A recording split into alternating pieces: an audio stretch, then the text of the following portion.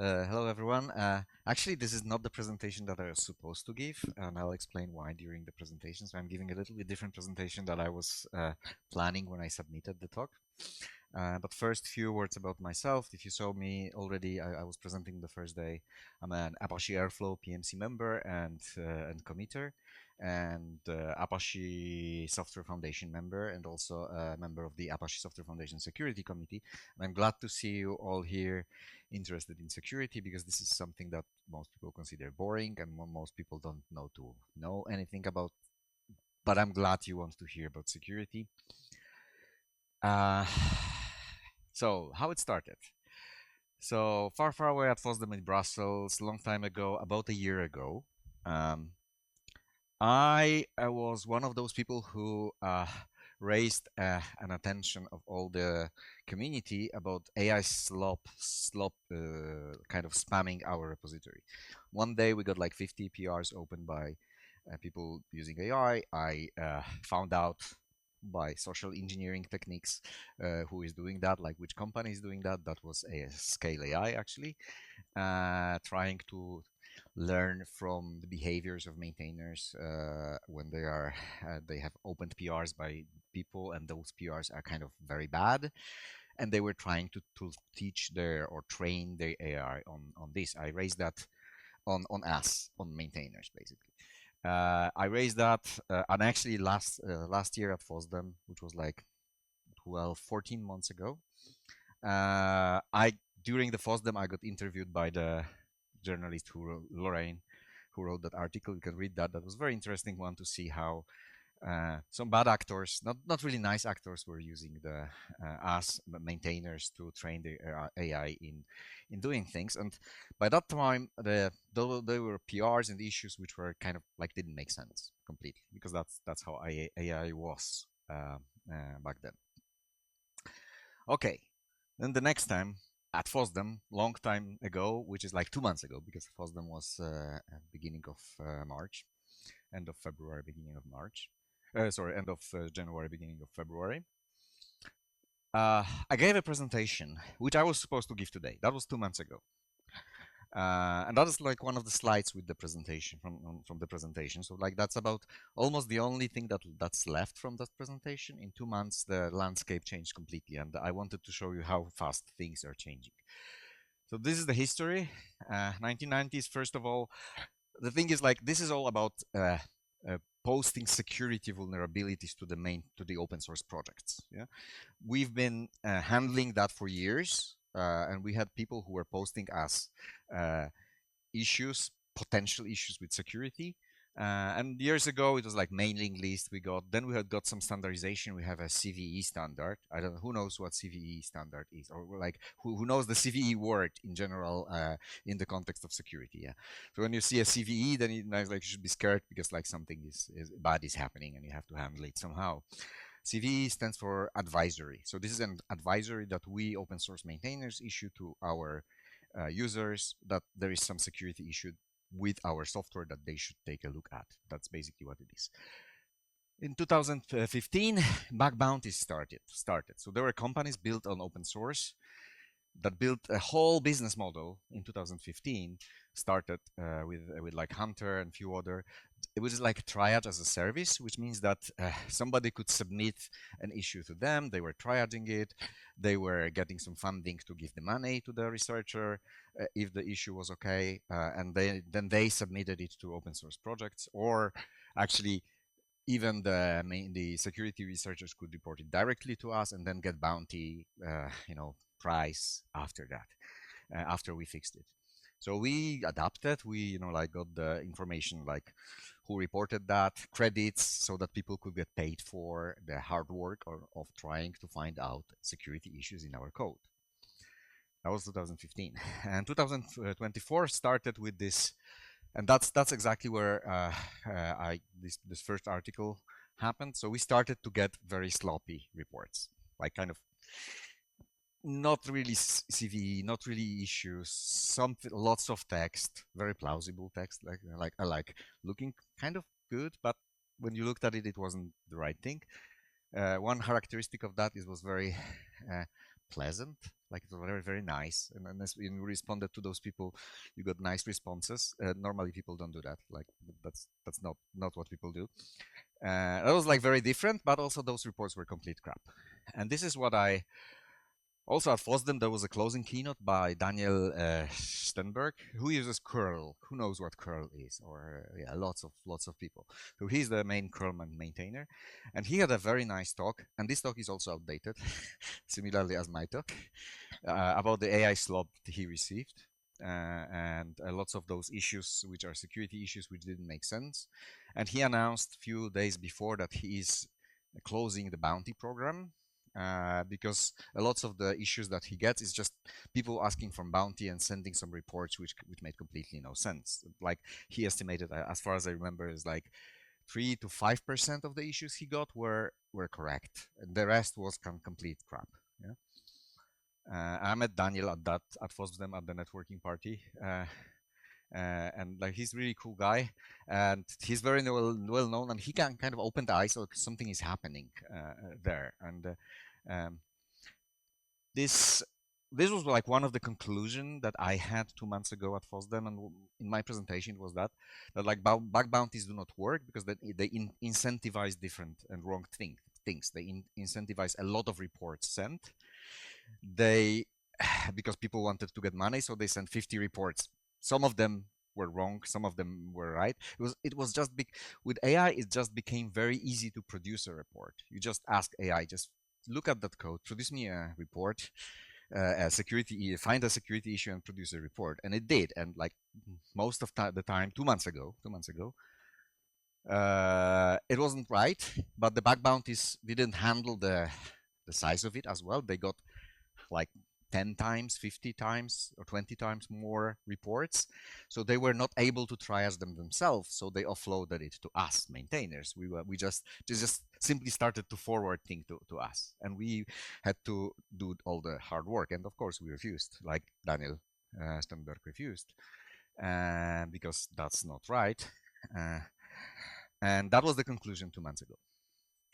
And I even proposed some kind of like things that we can improve, like proof of work. Somebody is actually proving that, making proof of concept that actually shows that things are um, it's a real security issue.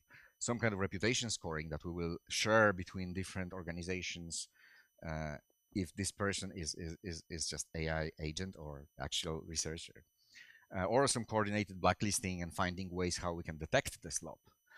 Uh, but a bit closer than that, I went on vacations, on an art trip with my wife. It was a very interesting one. Berlin, Luxembourg, Belgium. And that was quite recently because it was about a month ago. So we are getting closer to today, and it's getting faster. Like those periods of time getting very like much slower, much smaller. And suddenly, and that was almost not a like one day, but within a few weeks, all the AI reports we started to get were actually very good. I mean, that was very, very interesting because we get even more reports, but percentage wise, it's not 3% anymore. It's like 50, 60, 70% anymore. And it's across the whole industry. This is not something that we only see. And that literally happened like a month ago. And the question is like, what's going on? What happens there?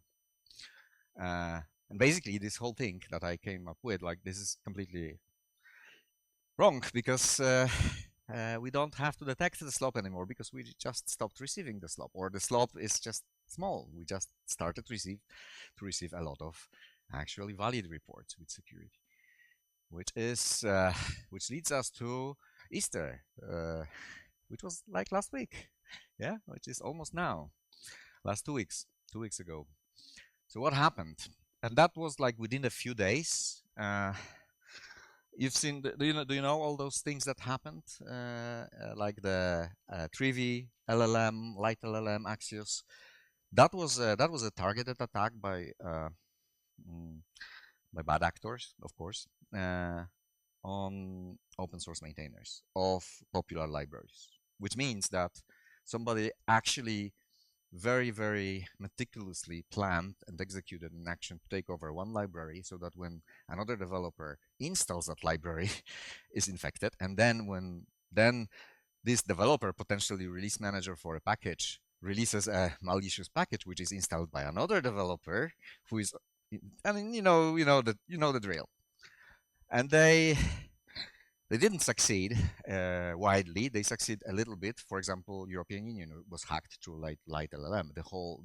All customers of EU has been like a list of customers, and like lots of information about them was stolen because of a light LLM.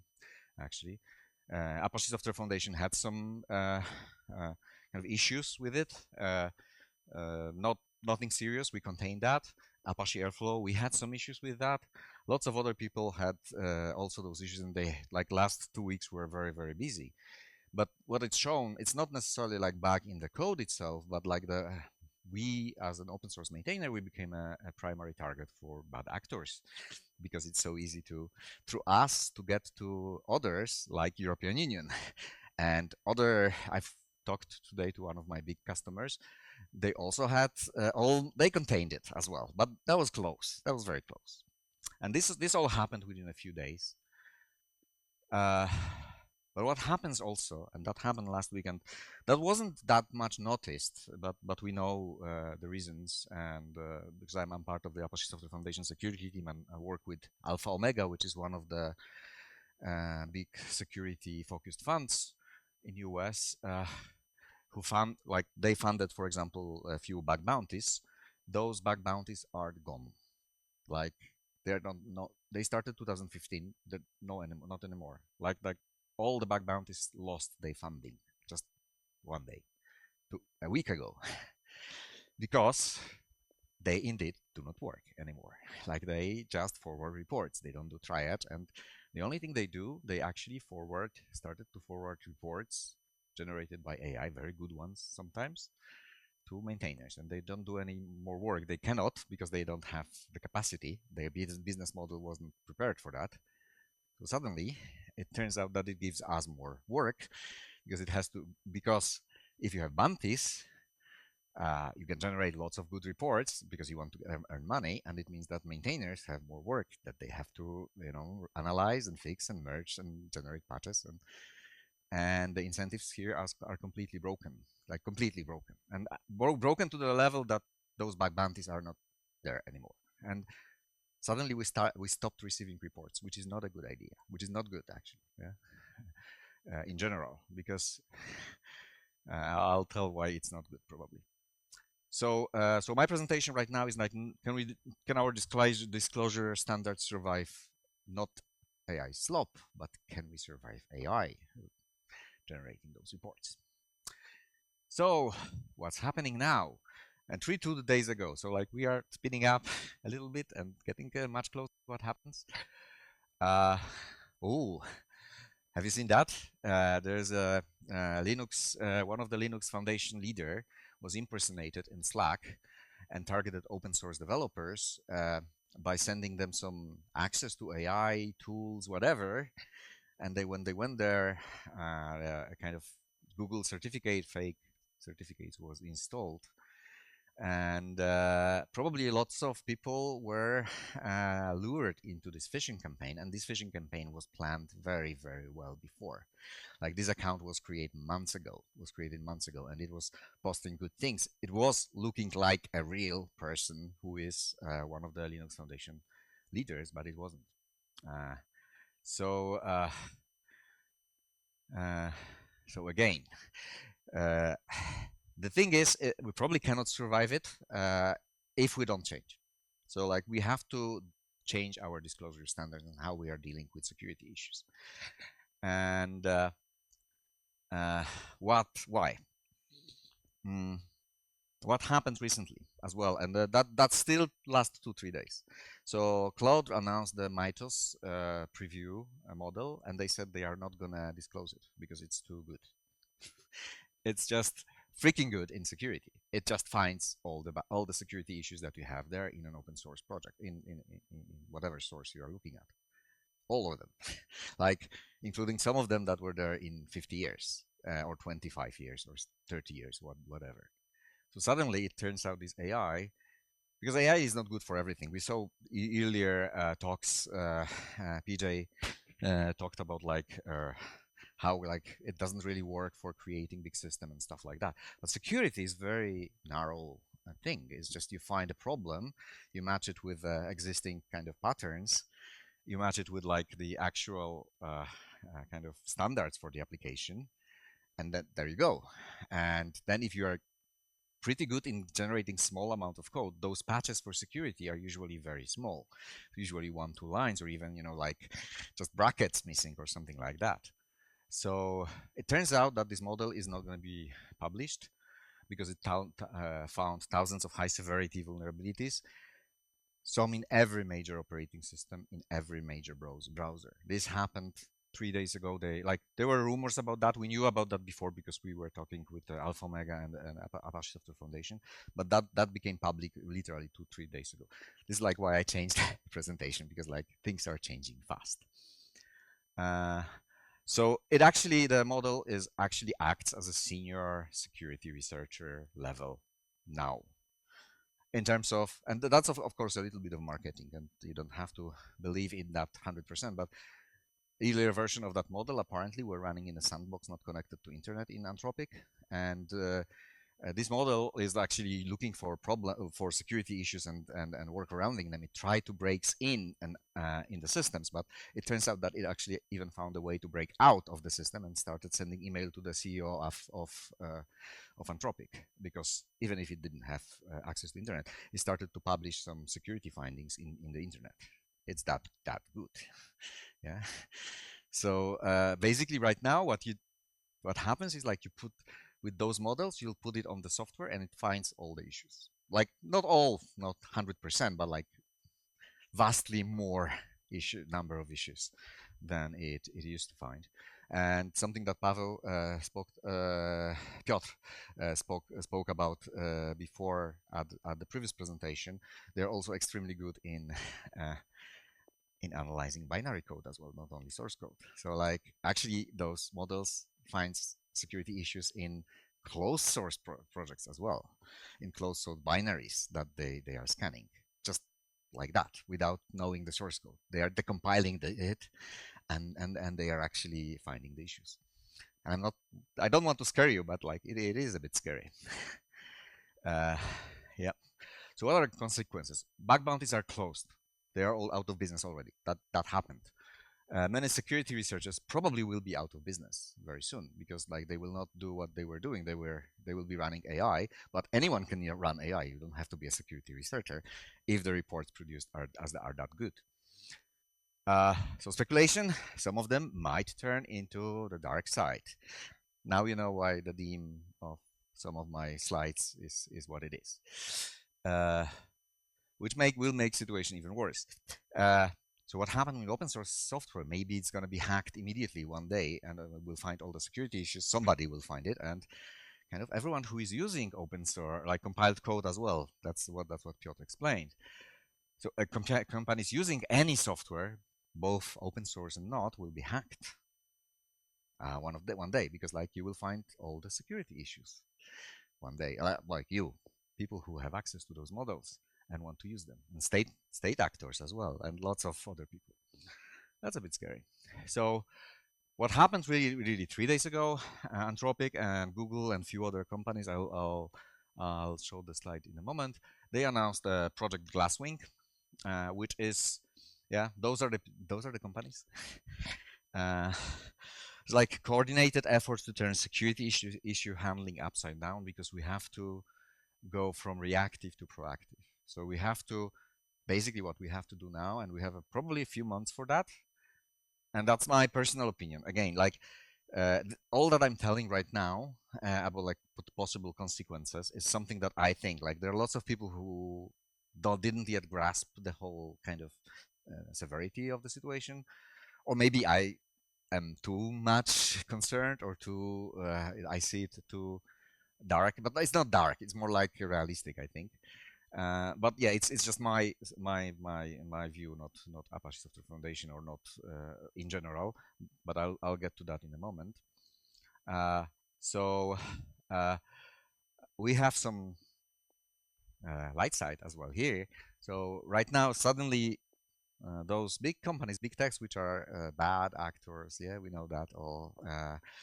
They are also using open source software. So if the